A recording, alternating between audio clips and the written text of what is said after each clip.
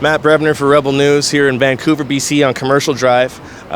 News has just broke that British Columbia has now decriminalized possession of illicit drugs, so cocaine, methamphetamines, heroin, and MDMA under 2.5 grams. It is still illegal to traffic, but it is now, as of January 1st, will be decriminalized. So if you are using it or caught using it or caught in possession of it, you will not be arrested and the police will not seize your drugs. So we're taking the streets in Vancouver on this rarely sunny day to ask Vancouverites what they think. For too many years, the ideological opposition to harm reduction has cost lives. British Columbia has been the epicenter of the overdose crisis and substance use harms for several years now.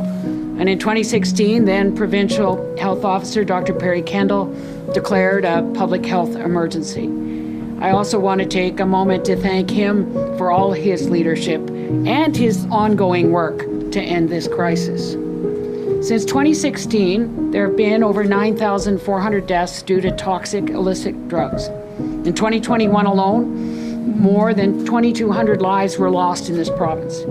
Thousands of families, support networks are experiencing this grief, some of whom have lost multiple loved ones.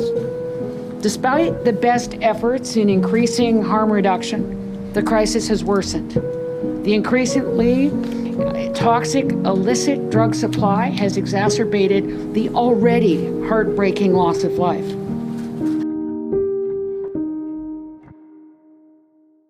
Can I ask you a couple questions about that? Yeah. Cool. So, BC just decriminalized personal up to 2.5 grams for heroin, cocaine, amphetamines, MDMA, etc. Like, what do you think about that? I think it's awesome, though. So I think that's what we needed right from the get-go. I think it will stop, crime and everything, man, and stop the drug dealers from drug dealing on the streets and stuff. A lot of gang members are going to be celebrating today because, they put it out on the streets, take advantage of a lot of people they've dumped out of the mental health facilities. You just have to go a few blocks down the street here to East Hastings and you can see it. It's a cesspool. I saw it 30 years ago when it was bad. Now it looks like a addiction bomb went off down there. It's a Band-Aid on an amputation. And they don't call heroin Huron for no reason.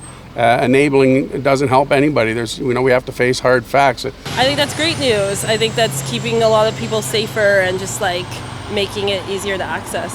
Be able to get jobs still. They'll be able to survive if they ever get off of the substances that they're on, right? So, sure. Yeah, to me it's positive, but there's a lot you could go into. It's a rabbit hole, right? Right. Well, personally, I don't like decriminalizing it. I don't mind them decriminalizing it, but the thing is, they shouldn't be allowing it to be legal to do, because the fact is that, you know what I mean? That I've been a dope addict before, you know what I mean? So I'm 30 years clean, and I don't believe in the it just tells the children that it's going to be okay to do it. They do. You can go down Hastings Street and everything like that. It's a slum yard. It's garbage. If they want to help the people out with the dope and everything like that, they should be rehabbing them. They should be taking them to some abandoned fort, abandoned what do they call it, military base, and putting them in there and retraining their brains, because there's no way for a person to be walking around. And they shouldn't have any rights as soon as they stick a needle to their arms, okay? Or smoke a big head of crock. I mean, I saw what it did to what cocaine did. I used to sell stuff, okay? What cocaine did to a lot of the younger ladies and everything like that. I said, hell, this is supposed to be good stuff. This is supposed to be a party thing. And it's to just kills them, makes them into zombies. I just don't believe in it. I think it's great news. I think it's a really positive step forward to, trying to fix what's happening here. Yeah, like the opioid pandemic, it's really hitting hard. Like, thousands of people died, so I feel like this is a positive step. I think that on the east side it's already kind of like that, so it doesn't really make a difference. For the whole province, it's probably not the best idea. It would be really hard for people in recovery like me to stay clean without, it's like a little bit of I won't get in trouble, so I might as well keep doing what I'm doing. It'll be really hard for people to stay clean. And some people might move here from other provinces for that. could be bad. I don't know. I'm not sure it's good. I think it's just gonna give more access to people to do it anywhere you want it, and look the street on its dirt. See? I use drug. I don't have the problem with that. Or with no control, disorder. Right. Yeah. What kind of signal do you think this sends to the rest of the world? Let's go. Use drug. I hope that the rest of the world can take it seriously and kind of follow suit. Yeah, even like the rest of Canada to begin with. Sure. And then, yeah, North America to follow. What kind of message do you think this sends to the rest of the world? That we're not worth fighting for. That we're not worth much. We're just we're not worthy of recovery, of a better life. And this is all that they expect from us.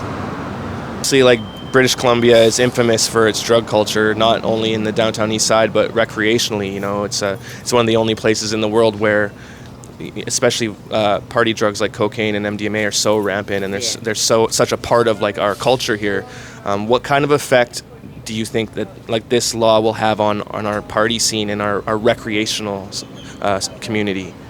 I don't think it really makes as much of a difference. It's already happening. It just kind of gives you the okay, and it sends the wrong message, I think. I moved here from Alberta, so it was definitely a culture shock. I moved here during the pandemic, and in Alberta I had to hide my drugs. I lived in my shed for a few months, and I was hiding my drugs, and I came out here and you don't have to hide nothing. It's quite the culture shock. It was really hard to stay clean, but I did, so. Do you think this will encourage or deter people from trying drugs for the first time? Oh, I think that's gonna make access more easy, probably more easy, and probably for more shitty stuff. Yeah. It's sad. I think no matter where you are in the world, like there's going to be young people trying drugs. So I don't think this encourages it. I think if you're like 19 years old and you get caught with possession of cocaine, like at the moment you could be charged and, you know, like maximum go to jail, and that ruins people's lives. So I think it's, I don't think it's going to encourage more drug use. Do you think the prison time would ruin people's lives, or being addicted to cocaine ruins people's lives? Well, I mean, yeah, it depends. Yeah, both for sure. Yeah. Well, the thing is, with these hard drugs, you can't just try them. You can't just try one puff of meth. You can't just try one shot of heroin or one shot of cocaine. They're very highly addictive drugs, and let alone with the fentanyl out on the street, people are going to die. People are going to get addicted. I just came out of the liquor store, excuse me for that, and I'll go home and have a puff. But there was a crackhead standing there, and you know he needs some dental work and some education and a place to dry out. It's not a good life. He's not contributing anything to society. I don't know if it'll necessarily bring more people into drug use, but maybe it'll help towards, I don't know, making things safer for drug users as well as everybody else. Like it would decrease crime? Yeah. Yeah, if I was when I was a kid, if it was legal, I probably would have dived into it a little bit earlier. And I know, like, when you're a kid, it's still not going to be legal to have it on you, but it will make it a lot easier for kids to be like, oh, maybe I'll try that. You know, I know it would have been easier for me. If you were able to speak to Bonnie Henry or Adrian Dix about this legislation and maybe something else that would actually help people like you in your position and just this community, what would you suggest? And you can... I would ask her to be more invested on mental health in the downtown east side. Cool. Thank you, bro. Appreciate it. Yeah. I mean, it is what it is. I think it's okay. I don't think you should go to jail or face criminal charges because you like to do some party drugs. Like, I don't think that should be a. Yeah. I'm like, it's a good. I think it's a good thing. I think the cops should be wasting their time doing other things.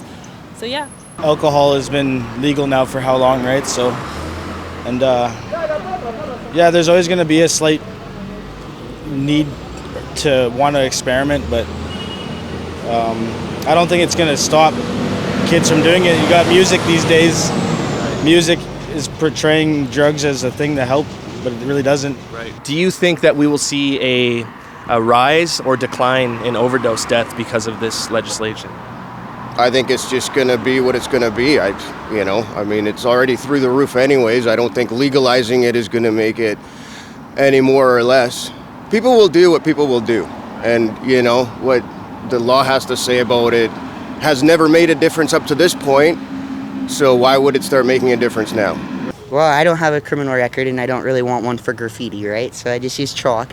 And there's a lot of graffiti that's pretty cool, but most of it's not very encouraging. So I like to come out here and write an encouraging message.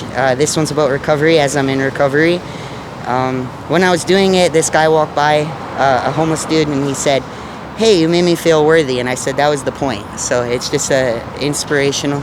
Yeah. It says recovery, you're worth it, one day at a time, and you are loved. Well, there you have it. Quite a mixed bag of responses. It seems like the people on the downtown east side seem to be against this legislation, whereas when we made our way to Commercial Drive, more people seem to be for it. Let us know what you think in the comments below. I'm Matt Brebner, and this is Rebel News. Father's Day is right around the corner. Get your dad something special from the Rebel News Store. Go to rebelnewsstore.com and use discount code DAD25 to receive 25% off your purchase. Happy Father's Day.